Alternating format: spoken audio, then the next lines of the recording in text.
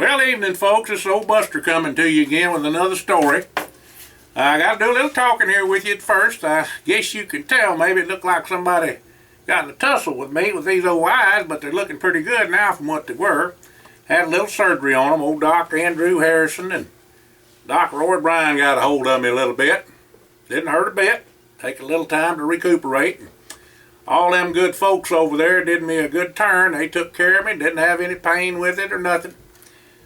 Miss Pam and Miss Deb and old Chris and all them other folks over there, they're really, really good to me. Appreciate them a lot. I want to say an old howdy, big howdy to old boy down in Louisiana way. He's up here and he works over here for Coke Refining. He's a boiler maker. Oh, James Hedman. He's a good feller, and me and him like to eat catfish together up in this part of the woods. So anyhow, I got a little story here. It's not a long one. But speaking of these stories, I want to tell y'all something. And I want y'all to be prepared for it. The next story I have is called The Trip. Now that story in pages is about 45 pages. And then you've got one about 38 pages and 31 pages. And the reason I'm telling you about this, about them being longer, is that's how the progression of how I put these things together. Now after that we go into vacation. That'll be the last story with the Air Corps. And then we'll go into after the boys have graduated high school. Then it gets a little twitchy maybe. Maybe a little bit of a wild imagination, a little truth too. But these stories right here that I have and I've just mentioned are all about when the boys were younger. So this one particular story, if you remember the one about old big boy Billy Kane Bailey, this one kind of like that. This is about old Big Mike Young.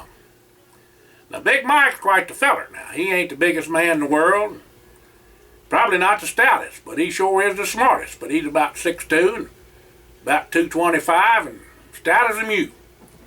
But Big Mike has done folks good turns all his life, and raised up right by his ma and pa, and he had 2 brothers and a sister, and he has pretty well taken care of everybody and everything.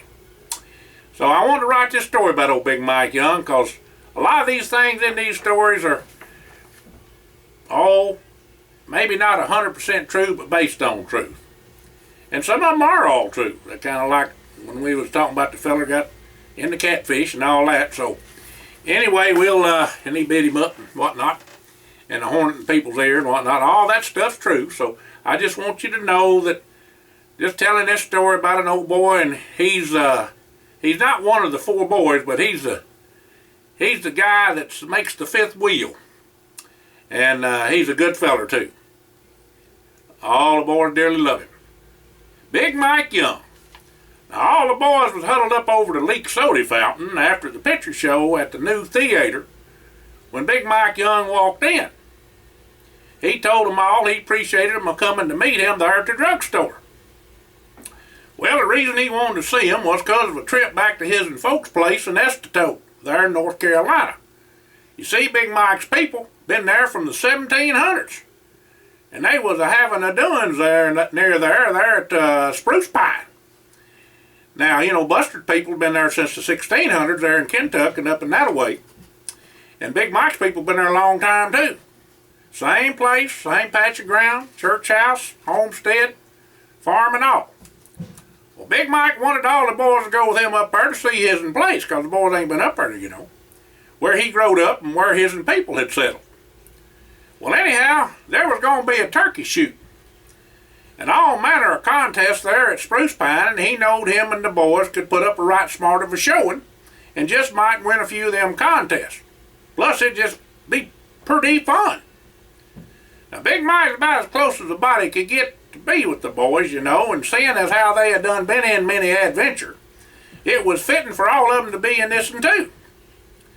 However, Big Mike had to take along Shiner and Tap, which he wasn't too upset about that, but seeing as how the folks ain't seen them all in about a month of Sundays, and them youngins, they wanted to see them. Well, Big Mike said they'd leave on out on the Friday next, and early of a morning, if they couldn't get away that Thursday evening after chores. Well, the boys said they could make do and would leave after the milking. Well, Buster said he'd take his and Ford and put a camper on the back of it for some of the boys to ride in the back or whatever, take a nap, rest a bit. He had an old bench seat and some pillars and such for whomever rode in the back, with some quilts in case anybody wanted to take that nap. Now all the boys said they would bring along victuals as well. Well, Big Mike said he was going to bring Ebony and Walter, wanted to bring Walter and his gray and Smokey and Buster and his gelding Dan. Walter said they could use the 4-horse trailer his and Paul had that he just bought, and that sure get them all in there and down the road. Well, don't forget to bring your shooting irons too, Big Mike said. That there turkey shoot will have a prize of $1,000, and the best shots you ever see will be there from all over. The second place paid $500, and third place $250, and fourth place $100. Well, the boys gathered up everything they needed for the trip and loaded up their horses and left on out Thursday evening after chores and the milking.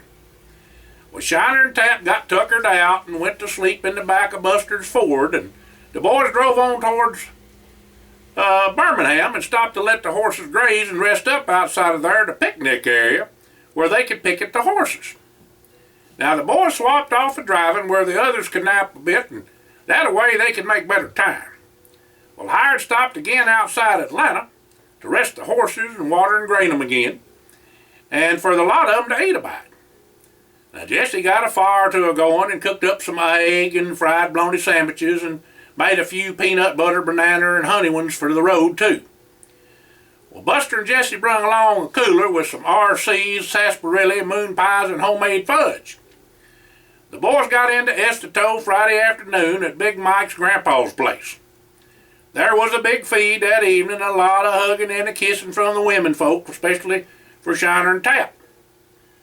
Well, all the boys went with Big Mike and his and Grandpa George Ellis Young to Parsley store for a few groceries and whatnot. When his and Grandpa heard a feller using words not used around women folk in this here part of the country. Well, not where we come from neither. Big Mike's grandpa used a walking cane. He kind of ambled along. So he went up to the feller that was a-cussing and told him not to talk such language as he was a-using. They didn't take the Lord's name in vain neither. The feller turned to the other fellers with him and just up and cussed out Grandpa George and began to laughing. About that time, Grandpa George up and whacked that feller with his and cane, cold-cocked and good, and laid him right on out. Well, then Grandpa George went on into the store with the boys. Come to find out that the feller had kin in them parts, but that didn't matter none. Whilst in the store, the high sheriff was called, and he come in and asked Grandpa George just what in tarnation happened. Well, Grandpa George told him his side, and all the boys and the storekeeper, too, told the high sheriff the same. Well, the high sheriff gonna blame him because ain't none of them gonna lie. The high sheriff went outside and told the feller he had 24 hours to leave town, or he'd put him in jail for so many charges he'd never see the light of day. Like they say, folks don't put up with foolishness nor disrespect for folk, especially the Lord. Well, after a good night's sleep, all the boys in Big Mike's family headed on out to Spruce Pine to the festivities. First off was the turkey shoot. Rifles, then pistols. Boy, oh boy, was there some mighty good shots out there, but Big Mike done won first prize. That boy could shoot the eye out of a needle at 1,000 yards, I believe. He was so good. Y'all have already heard about his hog hunting and carrying on and all other sorts of hunting. That boy could pop 'em now. Some fella representing Winchester won second, and Buster won third place. And if y'all remember, I don't know if you do or not, but Buster, when he went to the service, he shot sniper qualified. Wasn't no good hardly at a pistol. He learned that later, but rifle and shotgun, he could hold his own pretty near everybody. And then a feller in the Army won the fourth place. Now, when it come to pistols, Hired won second place behind the world's fastest draw and shot. Now, that's something to say. That Hired was good with that pistol now. And there was a pie eating contest, and Buster took that hands down. But the event everybody was a-waiting for was the horse race. Well, people was a-betting up a storm and eating and drinking and having a high old time, I tell you. Well, Big Mike had Ebony, and Buster had Dan, Walter had Smokey, entered along with some racehorses out of Lexington, Kentucky, and Hot Springs, Arkansas. Now, any entry could have any kind of horse or tack that they wanted to run in the race. It was just whichever horse come in first. Didn't make no never mind what kind of horse or what kind of saddle or nothing like that. The boys lined up with the rest of the entries at the starting point with the rope as a starting gate. And when the rope dropped, the race was on. Now, it was a pretty darn good track there at that fairgrounds, and it made a fast track, I'm telling you. Now, not to say them thoroughbreds wasn't fast, but they didn't hold a candle to Ebony, Dan, and Smokey. Well, Big Mike's Ebony was a walker, but could run as well as show, as was well known. Now, Buster's Dan was truly a wonder when it come to speed, but running was all he could do. But reckon that was enough. Now, Walter's gray Smokey was in for the long haul. Believe he had a little Mustang in him, but was right speedy himself. Now, out of the 10 entries, half of them just couldn't keep up. The other half was bunched up a mite and making for the finish line. Now, near about 100 yards out, both Dan and Ebony made the break with Smokey on their heels. Well, when they say a photo finish, it was truly a photo finish. Dan and Ebony was tied nose to nose and stride to stride. At the finish line was Smokey right behind them by a head. Now, I mean to tell you, a hollering and a whooping folks come out of them stands. Men was a-trying to buy Ebony and Dan and Smokey too.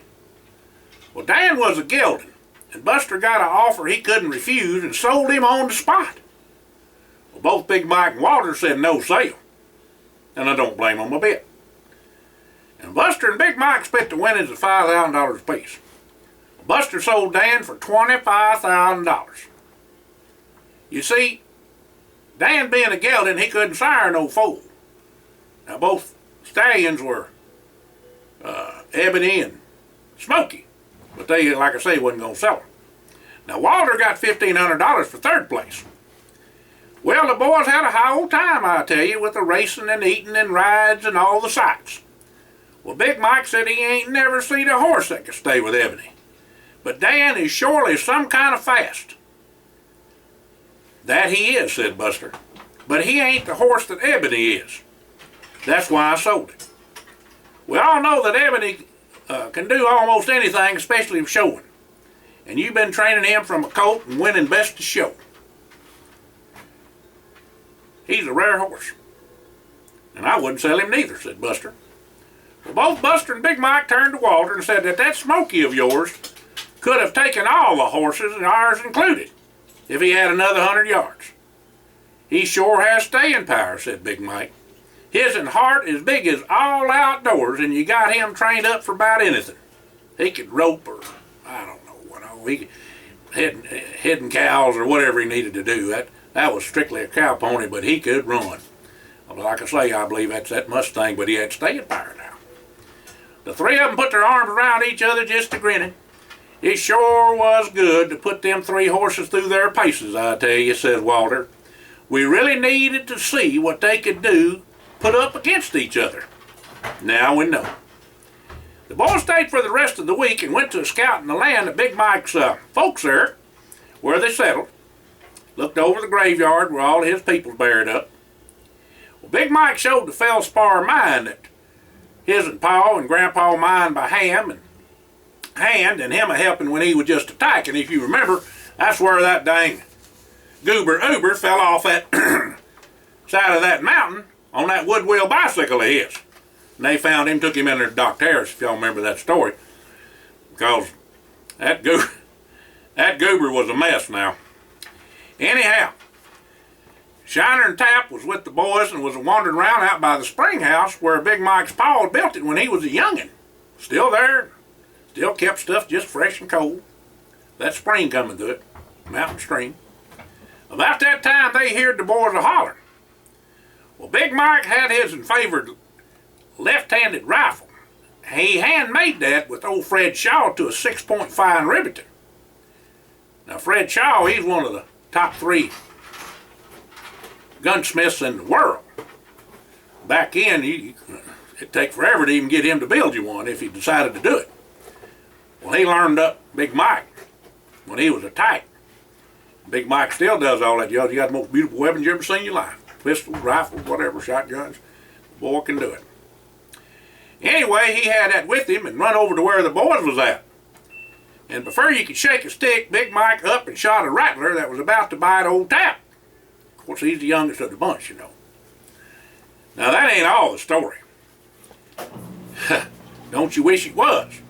As Shiner and Tap turned to their big brother, Big Mike, there was 4 shots before a feller could blink an eye.